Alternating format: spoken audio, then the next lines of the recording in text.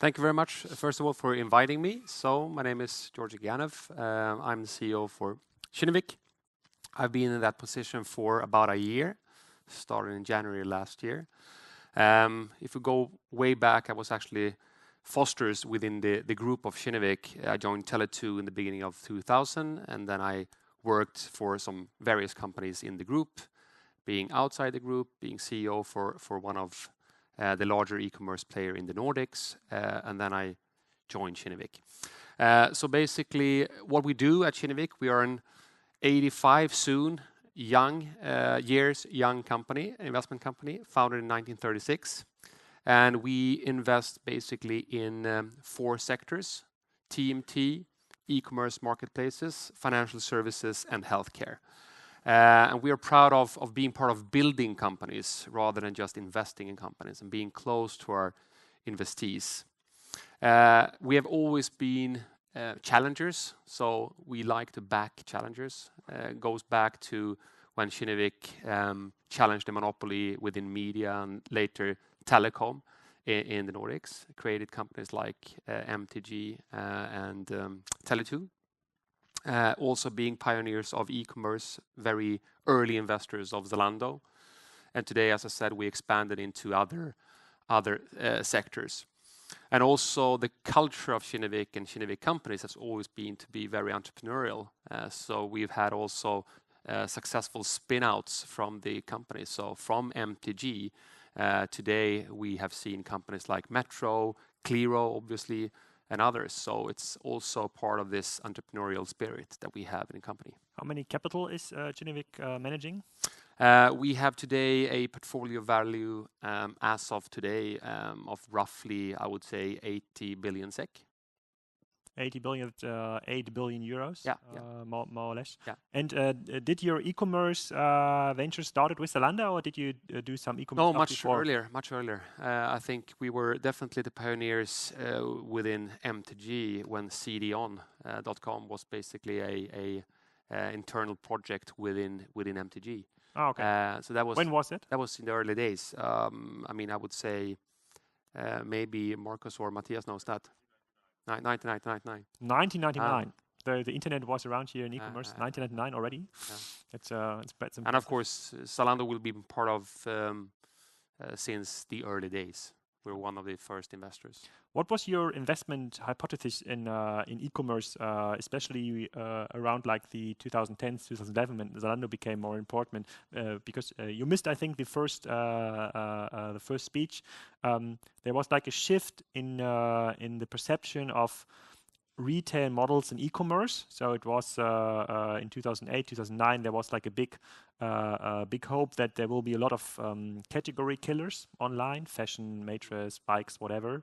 And now it's all about platforms. What was your portfolio approach, your investment approach, like 10 years ago when you started with this ventures? I mean, first of all, this industry was far less mature 10 years back. I mean, if we go back and look at everything that has happened, there are so many new business opportunities and business models that we see today, which we can come back to and discuss. I mean, we can call them platforms, right? But I think the main observation from Kinnevik's perspective was the shift from offline to online, whereas the customer basically saw advantages in convenience, transparency in pricing, and so forth, buying online. And that's the mega trend that I think Kinnevik took a real big bet on, in combination, of course, with the team behind the company, which was also the most important factor in the investment with Zalando. And that's also kind of very much linked to the Kinnevik DNA, to see these mega trends, to see them actually from a customer point of view before they really take off, and be hopefully then early in that investment. And we have to remember that Kinnevik has always been transforming its portfolio. So during these years, some of the older assets were actually sold, like Korsnäs, the paper industry business. And a lot of the capital was shifted into the e-commerce businesses. And at that time, it was not that appreciated by shareholders because they didn't understand the trend. Okay. And today, I mean, the rest is history. And if you compare the matureness level of the megatrend e-commerce from the more developed market like Germany or the UK to a less developed market, from my perception, to Sweden, would you say Sweden is like 2 years behind, 5 years behind, or the same level as Germany? Because obviously the customers are probably looking out for the same convenience level, which you're wrapping up as a megatrend. I think the online penetration in certain categories are quite high in Sweden, but then there are certain sectors where we see a much lower penetration. But what's also obvious is that the whole platform model has not become as mature in the Nordics compared to other countries. And that can relate to many things. One is obviously Amazon that you've been talking about the day that Amazon have been driving that kind of platform thinking in other countries. Yeah, no, in fashion, it's like maybe we can deep dive first, like in this your e-commerce investments a little bit, and then we can think about the platform stuff. So from this chart, so can everybody read this chart more or less? So investments, sozusagen green stuff, disinvestments, yellow stuff. Is it? Hopefully it's readable. And then here's like Zalando is popping up in 2011, Home24. Also a Rocket Internet business, online furniture. I don't know if is Home24 active in Sweden. No, I don't think so. That was the same hope. They tried to copy the success of Zalando, saying if it's kind of working for fashion, though it's going to be working for furniture also, because furniture is more or less the same size, the market size. It's about 70 billion. 40 to 70 billion, depending on which source you're trusting per year, but it didn't like fly like Zalando. So obviously, Zalando, your major stake you took in 2011 was like a good investment, like when you look at like their development. But then you also invested in similar businesses like Lazada, which is like a Zalando clone in Russia, was it? I'm not sure.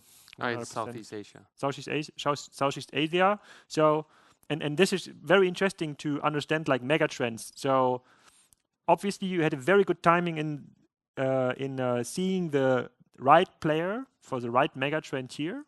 Is this business easy to copy for other markets and other megatrends, or is it like good luck to find such an? I mean, first of all, I think we need to. This was well before my time, obviously, so I shouldn't take credit for that. But what I can say is that it's too easy to say there was a good timing and luck, because when Kinnevik invested in Zalando the first time, we didn't deploy all the capital. We deployed capital during the way. Yeah. And somewhere around 2012, if I'm not wrong, basically Kinnevik deployed 272 million euros, and then another 100 million euros the year after. So 372 million euros, quite a lot of money also for a company of Kinnevik size, into that business. And of course, doing that kind of large, big bets is also shows that you have conviction in your idea and in your team running this business. Yeah. So it's one thing to actually spread some money out and be lucky and see what that investment takes you, but actually to really understand the model and stand behind it, that's a different thing. But even if you were not the driving force or not CEO at this time, what was the shareholder reception in 2011? Because it was really new. E-commerce was not as mature as it is today. It was not clear if Zalando ever could turn out profitting and putting so much money, even from a Kinnevik perspective. So what was the perception of? I mean, the sentiment was clearly really bad. Kind of someone is sitting and smoking and inhaling at Skeppsbron. I'm joking, of course, but of course that was the sentiment in the market, that people did not really understand why do they deploy so much capital into this business that will never become profitable and is overvalued. That was the sentiment, and I think for many people. But the conviction about the team, the conviction about this mega trend that is happening, whether we like it or not, was so clear for Kinnevik. So we continued to invest during these years, and the company grew into a leading player in Europe. Yeah, pretty much a leading player. And it's interesting you're bringing up Amazon. So what we're seeing with Amazon is in their playing field, let's call it like marketplace playing field, it seems to be winner takes it all market. And when we discuss with other stakeholders of the fashion industries, with the people from Asos or About You, the industry, there's some believe that it might be the same for fashion, because right now there's a couple of online players putting a lot of money in customer acquisition on Google, Instagram, Facebook. And they say, okay, the only thing in e-commerce where we really earn money is to build monopolies. So even if it's from a cartel perspective, not really wished. So it makes sense from an investment perspective. Do you see a trend or like a movement into the direction that you try to build local monopolies, as we're seeing right now with delivery, food delivery services, and then maybe you will be able to join forces with other companies that are the local heroes in other markets, like in Asos, for example, in the UK. Is that predictable, or is it like pure luck from the right shareholders at the right times meet? Is it something you can manage? No, I don't think so, really. I mean, we rather would like to look at the company we invest in and see that's either going to be very successful within each niche, whatever that is, or have something that is truly scalable or cross-border and maybe even into other sectors. If we look at Zalando, for instance, they've built up a platform that is, of course, extremely strong in Europe with many loyal customers. And at their latest Capital Markets Day now, end of February, they also disclosed the ambition to increase their partner program, so meaning the marketplace part of the business. So in some years' time, in 23, 24, 40% of the total GMV will actually be on their partner program. And I think that's definitely the right strategy. So they kind of leverage their position as a platform. And they say now that Zalando will rather be the starting point of fashion than a typical retailer. So if you compare yourself with Spotify, that will be the starting point of music, or Netflix being the starting point of movies. Zalando is the starting point of fashion. And of course, that's a big bet. But I think when you are Zalando and you have that many customers and also traffic coming from unpaid sources, you have the customer data, you have the relations to the many brands, then you have the ability actually to build that position. Yeah, and I also read that they are getting rid of their own labels. I think the company was called Z Labels. I don't know if you're aware of that. Yeah. That they created all these like standard internal labels to compete with the fashion branch, just in order to attract more real labels for the platform. I think it's a combination of kind of underlining that they're an unbiased platform. But the other reason also, from my perspective, is to focus. Even if you're a large company, if you want to be really successful in your niche, you need to focus. And if you're going to be the platform of fashion or the starting point of fashion, it's very important that everyone in the company understands that. I would say that's also the only reason why Spotify, in my view, actually can have the chance to compete with giants, because they are the best within music, even if you compare them with a company with Google size. And now I showed a chart with like the biggest e-commerce businesses in Sweden. I don't know how accurate this is, but I think Zalando was top 5, top 6 or something. Do you think there's like local players here from Sweden able to compete with Zalando's or Amazon if it coming with the same force it was coming to Germany? You always have local assortment. You always have local knowledge that can be an advantage if you're here. There are many good players online, like Boost, I would say, on clothes, Nelly for a certain segment, with loyal customers. And of course, that is less it's more difficult if you're running the business from abroad. But what I've seen throughout the last maybe 2 years is that Zalando's been investing a lot in the Nordic region. First of all, on the fulfillment side, with a new center here outside Stockholm, and also assortment that is much more skewed towards the interest of the Swedish and the Nordic people.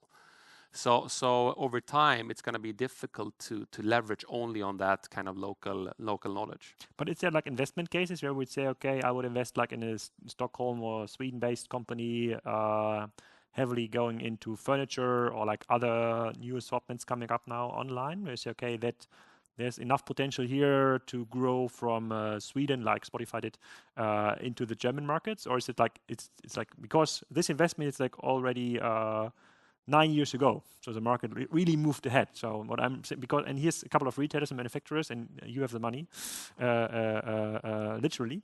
So it's like cases where you would say, okay, I would put like a 50 million, 100 million check on business cases based in Sweden because they're so able to compete with the Zalandos and Amazon. I believe in this kind of local advantage because I don't see any local advantage and assortment at all. Now, I mean, my point, maybe I was not clear. I think you can have that during a limited period of time, but over time, I agree with you that kind of capacity will not actually last forever, and its scale matters. Today, I would rather focus on investments around the ecosystem of e-commerce. I mean, we talk about the platform model. Platform for me can be everything from a light marketplace where you just aggregate traffic, right, until a managed experience for the customers where we'll take responsibility for the whole value chain. And then you can have even the kind of Shopify or Ocado solutions where you sell your technology to other retailers that wants to go online. There are many things. And then on top of that, you have ecosystem as, payments or last mile logistics.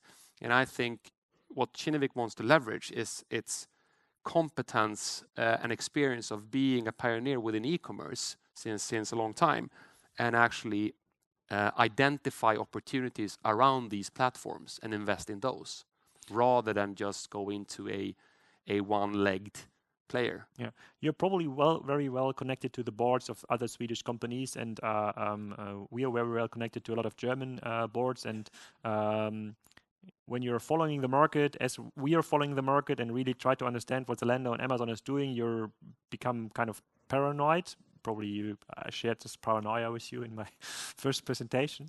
But when we are discussing this with board members from, let's say, companies with an analog DNA, they're still thinking in their standard Boston Consulting, McKinsey PowerPoint sets, and they don't fear an Amazon or Zalando for their category. Is it the same here in Sweden? If you go to very big companies and discussing with them the effects of platform economies, the Zalandos and Amazon, is there like a common understanding of these developments?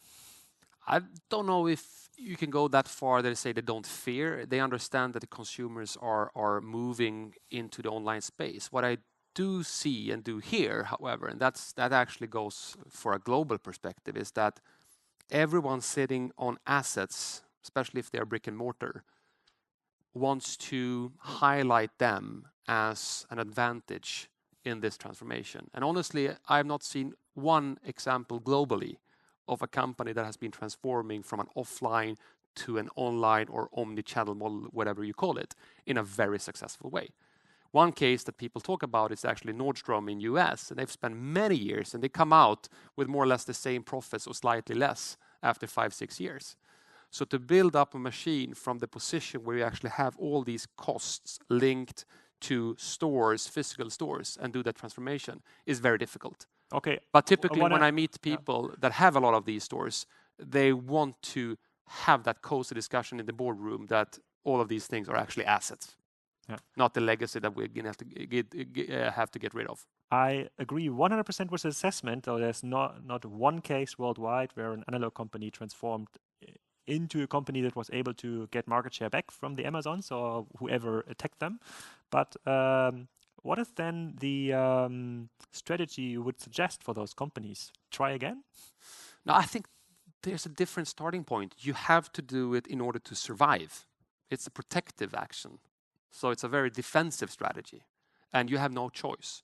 And I think the opportunity for the pure players is actually to capture that window of opportunity where the offline players are actually still running around in circles with the consultants, as you referred to, and cannot really take that decision. That's your sweet spot. And I think if you look at Zalando, that's what they did until the large offline retailers started to realize that maybe online is just not a thing that will go away, but actually a way that customers prefer shopping. So I think that is what we've seen, and we will see it many more times now since the platform model will develop. Yeah. Do you see better chances for B2B based businesses?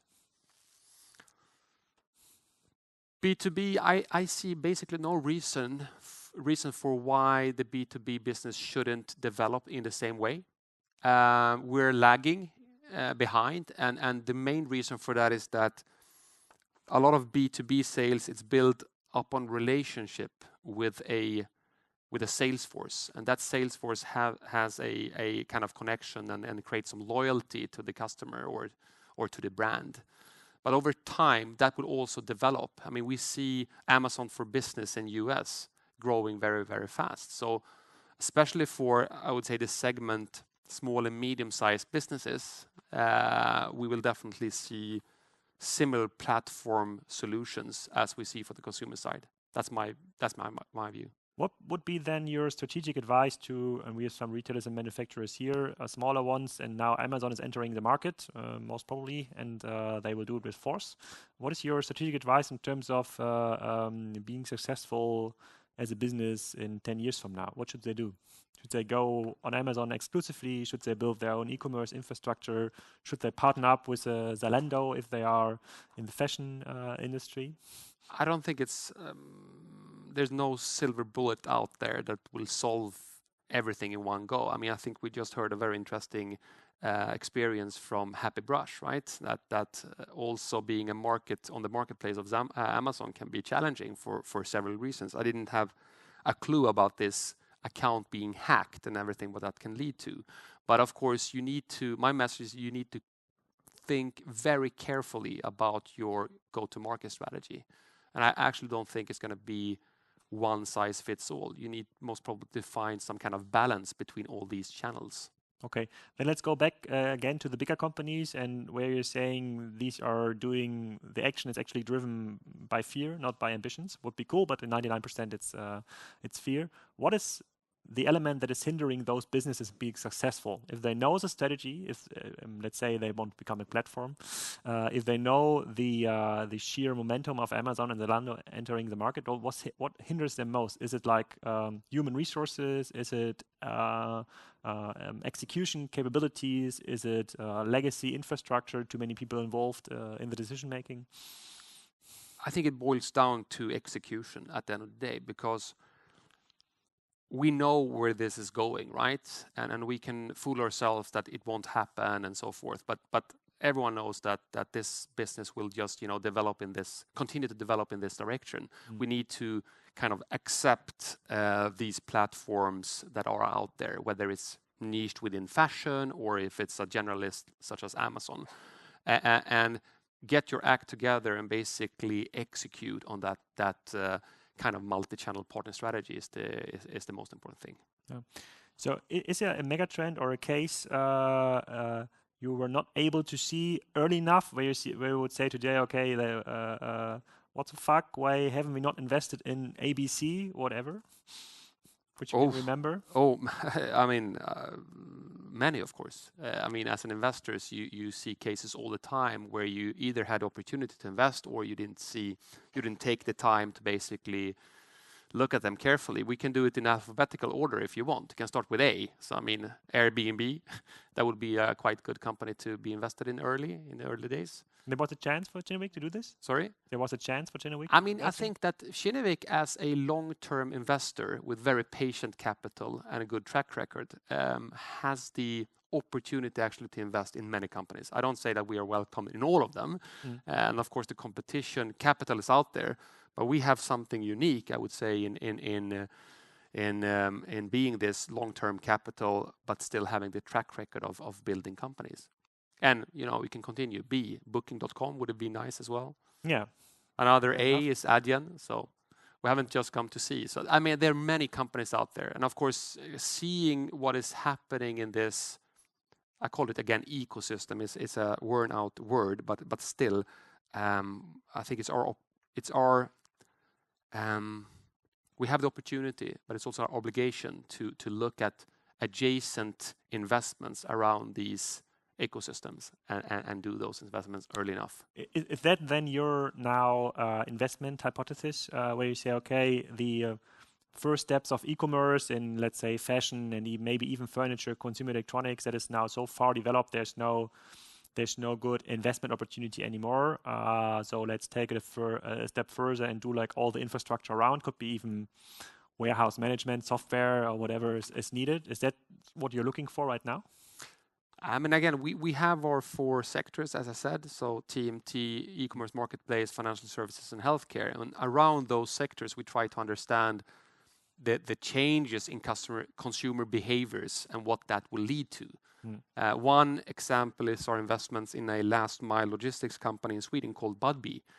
I mean, we all know that last mile logistics is key to drive a high customer satisfaction. And with our knowledge of that and with our insight within e-commerce, we thought it would be interesting to actually to make that investments.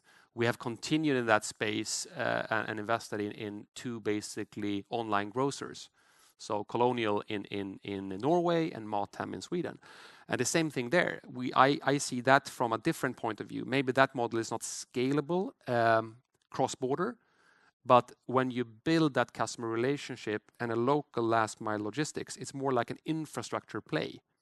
You have 20 houses on a street, and if you actually serve 10 of them with food deliveries maybe once a week, you have built up a relationship that is very difficult for the second, third, and fourth player to actually capture. So it's either that being very kind of ring-fenced where you do your investments, that is interesting for me, or you find a asset-light model that you can scale globally without that is not as capital intense. So we have clearly now taken a few bets during last year and early this year to continue invest in this space. Yeah. So if you're saying that the biggest risk for older company is not finding the right way into execution, so even if they are the correct assets, what would you say then the biggest risk for a company like Zalando when you're looking into the next 5 to 10 years? Clearly 2 risks or 2 challenges, I would say. First of all, when you're growing your company, how do you keep your entrepreneurial spirit? How do you keep this fast decision making in mind? And I'm very impressed when I meet with the founders of Zalando and hear how they kind of talk about the culture. And that's of course, you need to have that tone from the top. But how do you kind of implement that culture and nurture that culture in a very large organization with layers of management and so forth? That's one thing. And Zalando is doing it still well? I mean, I think Zalando is, if you look at their numbers, they're still a very impressive company. I think they do well on the cultural aspect as well for being so large. But it's a big challenge to keep that speed when you have new players coming up. The only thing you know with the new players, unfortunately, luckily, is that they will also become large one day and then they will struggle. But the second thing is focus. Because I also think that it's easy when you grow to kick off so many different initiatives because you have the opportunity. You either have the cash flow or you have the venture capital coming in, whatever it is, right? So you can kick off all these things. And to prune your business, to constantly basically shut things down that do not work is also a challenge. And of course, when you have a larger organization as well, that many people want to protect their own kind of projects and businesses, that is something that I see companies struggle with. Okay, very cool to know. Is there any questions from the audience side? It's a very unique opportunity to ask one of the biggest capital giver here in Stockholm as interesting questions. Any question from your side? It's not so unique. They can call me if they want. Yeah. Great. Not yet. So probably you're going to stay a little bit for lunch, and invite you, of course, for the master classes. Then you can learn about the how to hack an Amazon account. I don't know if this is like it's part of your master class, Mark. Thanks a lot for your time. Thanks a lot for sharing your insights on Zalando and the market and the investment view on Kinnevik. It's from my point of view one of the most interesting cases to see how this market is developing, because there's now some bigger players around, and I guess there will be some joint ventures in the future to earn more money out of this. But I'm very lucky that you're sharing more or less the same core learnings in your speech that I've shared before in terms of execution and speed, which I was given. And we hadn't had a chance actually to talk before the first time we are meeting here. So it's not even either we're both right or both wrong. I don't know.